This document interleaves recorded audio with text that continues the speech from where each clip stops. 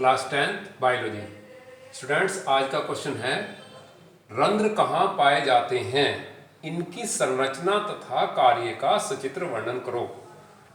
उत्तर है पत्तियों की सतह पर रंध्रों की संख्या औसतन 250 से 300 प्रति वर्ग मिलीमीटर होती है। रंध्र पत्ती की सतह का औसतन 1 से 2% क्षेत्र घेरते हैं।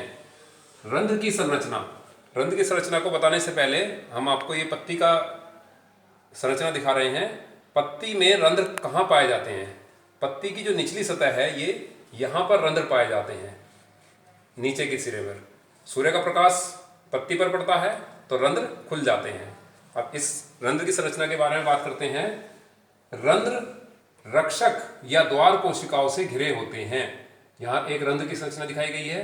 ये दोनों रक्षक या द्वार कोशिकाएं, इनको हम कह सकते हैं। एक ये है, एक ये है।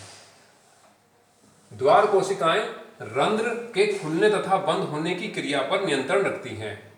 यदि ये कोशिकाएं आपस में मिल जाती हैं तो रंध्र बंद हो जाता है, और जब ये खुल जाती हैं तो रंध्र खुल जाता है। द्वार कोशिकाओं की भीतरी भित्ति स्थूलित तथा बाह्य भित्ति पतली होती है।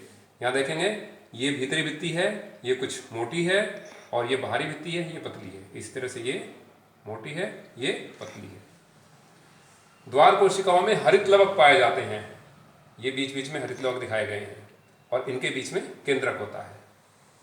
द्वार कोशिकाओं के स्फीत होने पर रंध्र खुलते हैं, अर्थात यहाँ स्थिति रंध्र की खुलने की दिखाई गई है। स्फीत, जब द्वार कोशिकाओं के अंदर का जल बाहर निकल जाता है तो ये स्फीत हो जाती हैं और रंध्र खुल जाता है। जब स्लथ होने पर रंध्र बंद हो जाते हैं। जब ये द्वार कोशिकाओं के अंदर जल प्रवेश कर जाता है आसपास की कोशिकाओं से तो ये फूल जाती हैं, और फूलने की स्थिति में ये इसका जो छिद्र है रंध्र के बीच का, ये बंद हो जाता है। रंध्र प्राय दिन में खुलते हैं और रात में बंद हो जाते हैं, क्योंकि प्रकाश संश्लेषण की क्रिया दिन में होती है। जब ये पत्ती की संरचना दिखाई गई है, पत्ती पर जब सूर्य के प्रकाश की किरणें पड़ेंगी तो रंध्र खुल जाएंगे और गैसों का आदान प्रदान भी करेंगे, और वाष्प के रूप में जल को भी बाहर निकालते हैं। तो ये रात में बंद हो जाते हैं, क्योंकि रात में सूर्य का प्रकाश नहीं होता है। नेक्स्ट टॉपिक है रंध्रों के कार्य।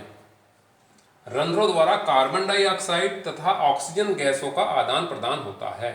जिस समय सूर्य का प्रकाश पत्ती पर पड़ता है, प्रकाश संश्लेषण क्रिया होती है, उस समय इस छिद्र से यहाँ से ऑक्सीजन बाहर निकलती है और कार्बन डाइऑक्साइड ग्रहण की जाती है। प्रकाश संश्लेषण में ऑक्सीजन गैस निकलती है।